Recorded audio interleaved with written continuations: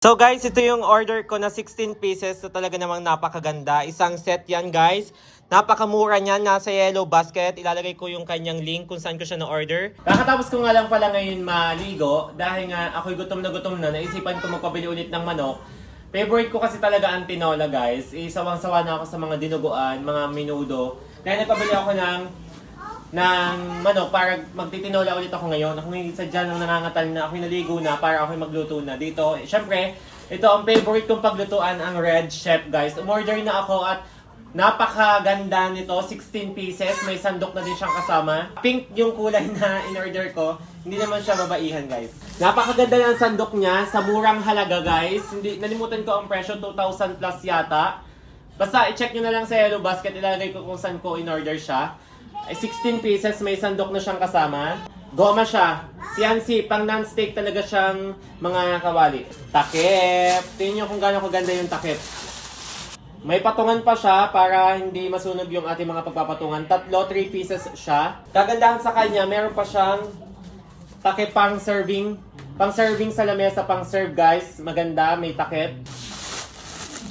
Maganda na. Ang ganda ng kulay. And guys, pink then Red Chef. From Red Chef talaga guys. Talagang lahat ng pinaglulutuan namin ngayon ay galing sa Red Chef kasi nga subok na, high quality at talagang hindi nakakapit yung mga niluluto namin. Ultimo mga pinarito ay talagang napakaganda niyang paglutuan. Kaya naman nakasanayan na namin magluto dito sa Red Chef. Kagandahan pa dito, natatanggal talaga yung handle niya, removable. Ayan. Removable handle. Dalawa syempre yan. Dalawang handle niya guys. Kulay pink din. Lahat to. Isang set talaga, 16 pieces, pink lahat. Ayan. Dalawang removable handle. Nakahiwalay pala itong kanyang hawakan kasi nga hindi kasya sa box. Kayo pala ang maglalagay dito. Ayan. Kayo maglalagay. Siyempre ito ang kasama niya guys. Ayan. Pink. Pink pa din yan guys. Ito nga pala yung taklob niya. Ito yung pwedeng pagkaluto ng inyong putahe. Pwede nyo dito ilagay. Itago sa ref. Ayan, kasi may kasama siyang takip. Pwede din dito nyo iserve sa lamesa. May takip siya para hindi malangawan. Ayan, pink. At may kasamang takip. Meron din siya kasama, syempre, yung malaki. Ayan. Syempre, malaki din yung kanyang takip. Dalawa.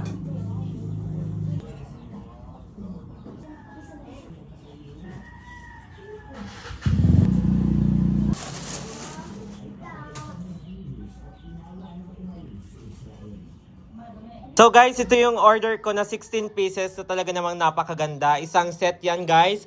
Napakamura niyan, nasa yellow basket. Ilalagay ko yung kanyang link kung saan ko siya na-order. May dalawang takip, dalawang removable handle, 3 patungan. Siyempre, 3 kawali gare. Yan, 1, 2, 3. Tsaka 2 may takip na kasama yan guys. Ayan. Siyempre, hindi mawawala ang sandok. Yan, napaka high quality talaga ng sandok na to. Pang sabaw at saka pang prito. Siyempre, ito yung takip niya guys. Ayan. Ito naman ang takip nito. Siyempre, magluluto na ako ngayon ng tinola. Ayan, napakaganda. Pink yan lahat. Isang set siyang pink. Kaya naman sa mga mahilig dyan magluto, nasa yellow basket lalagay ko. Ayan, magluluto na ako guys.